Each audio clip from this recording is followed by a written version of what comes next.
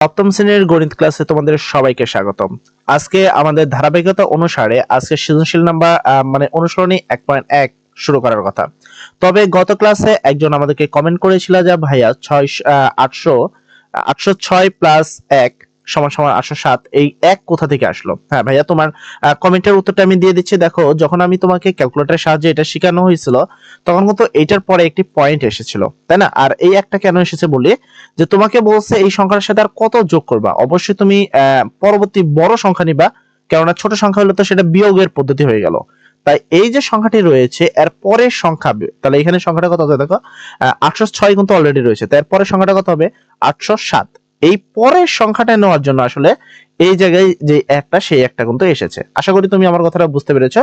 806 এর পরের সংখ্যা নেওয়ার জন্য এখানে এক যোগ করা হয়েছে, মানে 807 করা হয়েছে, যেন এই বর্গটা করা যায়। কারণ যদি আমরা 806 এর উপরে বর্গ করি, মানে স্কোয়ার করি, সেক্ষেত্রে কিন্তু অলরেডি আমরা এই সংখ্যা থেকে ছোট সংখ্যা পাবো। এন্ড তুমি যদি খেয়াল করো, এই সংখ্যাটার যদি উপরে স্কোয়ার করা হয়, এর থেকে কিন্তু আমরা তোমার কি ছোট সংখ্যা পাবো। যার কারণে এখানে তোমাকে পরবর্তী সংখ্যা নিয়ে বড় সংখ্যা করা হলো, যেন আমরা বড় সংখ্যা থেকে ছোট সংখ্যাটা বাদ দিয়ে একটি নির্দিষ্ট একটা সংখ্যা পাই, যেটা যোগ করতে হবে।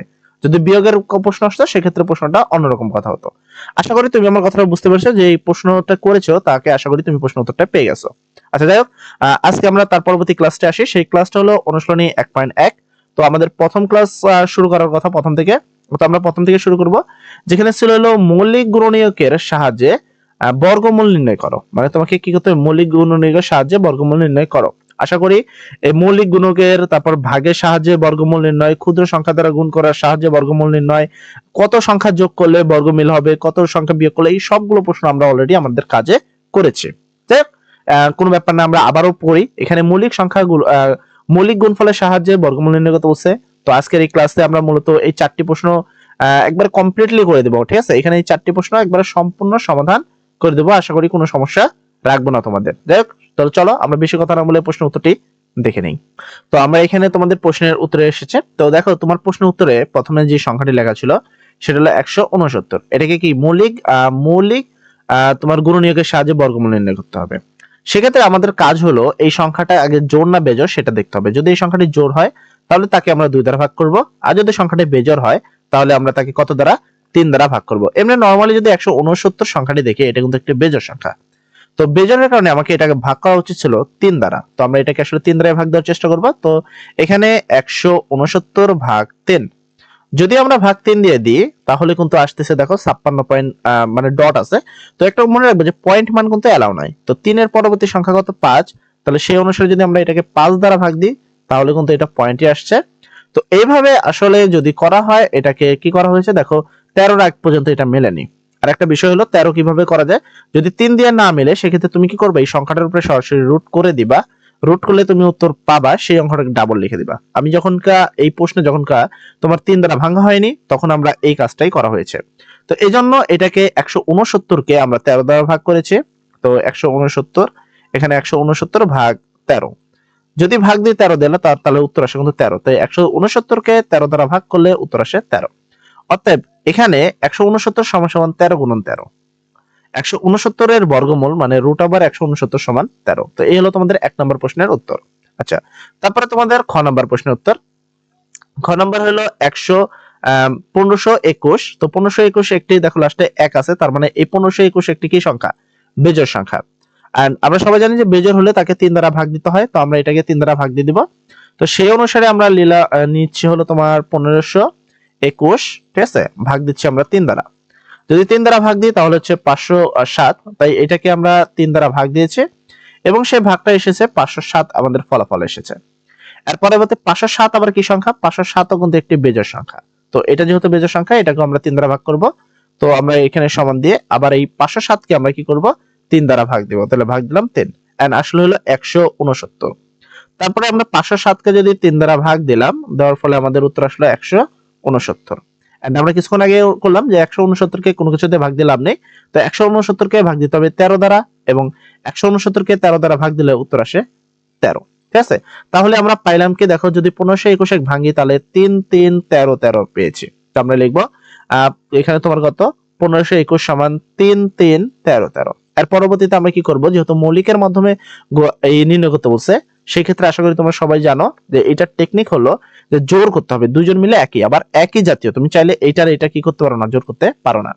তো এই 3 গুণন 3 আমরা একটা জোর বাঁধাবো, এবং এই 13 গুণন 13 সমান একটা জোর বাঁধাবো, এবং এই দুইটা 3 মিলে আমরা একটা 3 লিখে দিব, আর এই দুইটা 13 মিলে আমরা এখানে একটা 13 লিখে দিব, যেখানে লেখা আছে অতএব 1521 এর বর্গমূল রুট ওভার 1521 সমান হলো দুইটা 3 মিলে এখানে একটা 3, দুইটা 13 মিলে এখানে একটা 13, এবং এই দুইটাকে যদি আমি গুণ করি তাহলে আসে 39। তুমি এখানে গুণ করে দেখতে পারো 3 গুণন তোমার 13, যদি আমরা এটাকে গুণ করি দেখো এখানে 39 এসেছে, যে উত্তরটা কিন্তু এখানে লেখা রয়েছে। তো এটা হলো তোমাদের গ নাম্বার প্রশ্নের সঠিক উত্তর। আশা করি তোমাদের তোমাদের ক এবং গ এর পরবর্তীতে খ নাম্বার, দেখো মিস্টেক হয়ে গেছে, প্রথমে আগে গ নাম্বারে চলে এসেছে। খ নাম্বার প্রশ্নের উত্তরে দেখো এখানে লেখা আছে 529, 569 কে নরমাল ভাবে বেজোড় সংখ্যা 529।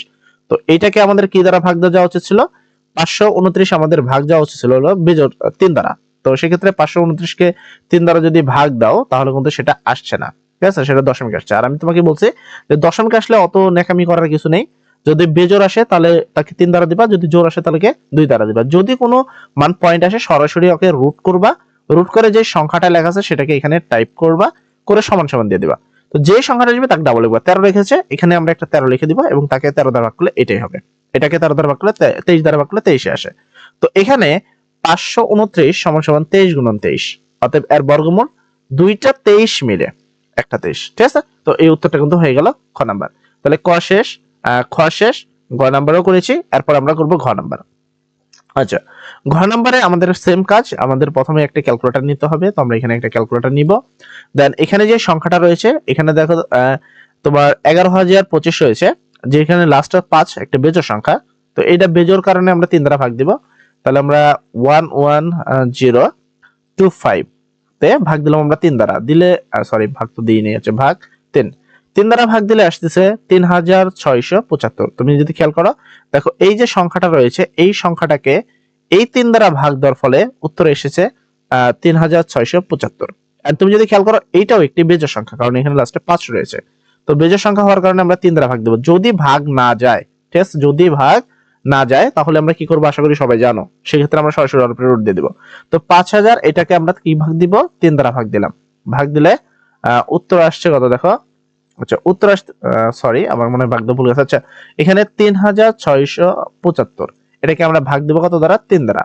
ভাগ দিলে আসছে হলো 1200, আর তোমার কত দেখো 1225। সেক্ষেত্রে এইটাকে ভাগ দিয়েছিলাম আমরা 3 দ্বারা, ভাগ দেওয়ার কারণে উত্তর এসেছিল 1225। এবং এই 1225 একটি, এটাও কিন্তু একটি বেজোড় সংখ্যা, 1225 একটি বেজোড় সংখ্যা, এটা কিন্তু জোড় সংখ্যা নয়। তো সেটাকে আমাকে কি দ্বারা ভাগ দিতে হবে, ভাগ দিতে হবে 3 দ্বারা। তো 3 দ্বারা যদি ভাগ দিই সেটা আসলে একটা দশমিক মান আসছে, তো এই মানটা কিন্তু এলাও নয়। তো 3 এর পরে বেজোড় সংখ্যা হলো কত, 5, তাই আমরা আরেক 5 দেওয়ার চেষ্টা করেছিলাম। তো 3 এর পরে বেজোড় সংখ্যা 5, তো আমরা 5 দিয়ে করলে 245, এন্ড আমরা এটাকে যখন 5 দ্বারা ভাগ দিয়েছি তখন আমাদের উত্তর এসেছে 245। এবং 245 একটা বেজোড় সংখ্যা, আমরা অলরেডি 3 দিয়ে দিয়েছি, 3 কিন্তু আর নেওয়া যাবে না, সেক্ষেত্রে 5 এর উপরে বা 5 নিতে হবে। তো 245 কে আমরা অলরেডি ভাগ বেজোড় সংখ্যা, তো এটাকে আমরা 5 দ্বারা ভাগ দেব, আর 3 দ্বারা দিব না। 3 দ্বারা একবার যদি ক্রস যায় সেটা আর নেওয়া যাবে না। তো 245 কে যখন আমরা তোমার 5 দ্বারা ভাগ দিচ্ছি, ঠিক আছে, যখন এটাকে আমরা 5 দ্বারা ভাগ দিচ্ছি ভাগ 5, তখন আসছে 49। তো এটা আসছে হলো 49। আর আমরা সবাই জানি 17 প্রেস করলে 7 7 49। তো এটা তোমার কত, এটা 49 একটি বেজোড় সংখ্যা। নরমাল ভাবে যদি তুমি এটাকেও ভাগ দাও 5 দ্বারা সেটা কিন্তু যাবে না। তো যদি না যায় 5 এর পরবর্তী বেজোড় সংখ্যা কত, 5 এর পরবর্তী বেজোড় সংখ্যা হলো 7, তাই এটাকে ভাগ দিতে হবে 7 দ্বারা, এবং ভাগ দিলে আসছে 7, মানে এটাকে যদি তুমি 7 দ্বারা ভাগ দাও সেক্ষেত্রে উত্তর পাবা তুমি 7। তাহলে এই সংখ্যাটি ভেঙে আমরা পেলাম 2 2 5 সরি 3 3 5 5 7 7। তো এখানে 11,025 কে ভেঙে আমরা পেয়েছি 2 2 5 5 7 7। দুইটা 3 মিলে একটা সেট করছি আমরা, মানে একটা জায়গায় দুইটা 5 মিলে একটা 5 একটা মানে ব্র্যাকেটে রেখেছি, এবং এটা মিলে একটা জোড় বেঁধেছি, ঠিক আছে। তো এই 3 জোড় হলো আমাদের, সেক্ষেত্রে আমরা লিখবো অতএব এই মানে 1125 এর বর্গমূল তোমার কত, রুট ওভার 1125 সমান হলো দুইটা 3 মিলে একটা 3, দুইটা 5 মিলে একটা 5, দুইটা 7 মিলে একটা 7, এবং এই সংখ্যা তিনটাকে গুণ করলে হয় 105। আশা করি তুমি আমার এই সম্পূর্ণ প্রশ্নের ক্লাসটি বুঝতে পেরেছো, এবং যদি বুঝতে কোনো অসুবিধা হয় তাহলে অবশ্যই অবশ্যই আমাদেরকে বলবে, সেক্ষেত্রে আমরা তোমাদের সেই প্রশ্নের উত্তরগুলো আরো একবার করে দিব এবং তোমাদেরকে বুঝিয়ে দেব। আশা করি কোনো প্রবলেম হওয়ার কথা নয়। তো যদি তোমরা সব পুরো ক্লাসটি বুঝতে পারো, মানে এই একের যদি সবগুলো জিনিস বুঝতে পারো, তাহলে তাড়াতাড়ি করে ভিডিওর কমেন্ট সেকশনে লিখে ফেলো থ্যাংক ইউ ভাইয়া, এবং বুঝতে কোনো প্রবলেম থাকলে সেক্ষেত্রে লিখে দাও প্রবলেম ভাইয়া। সেক্ষেত্রে এই ক্লাসটি আমরা আরো একবার আপলোড দেওয়ার চেষ্টা করবো। যাই হোক, সার্বিক কথা সবাই ভালো থাকো, সবার জন্য দোয়া করি। আসসালামু আলাইকুম।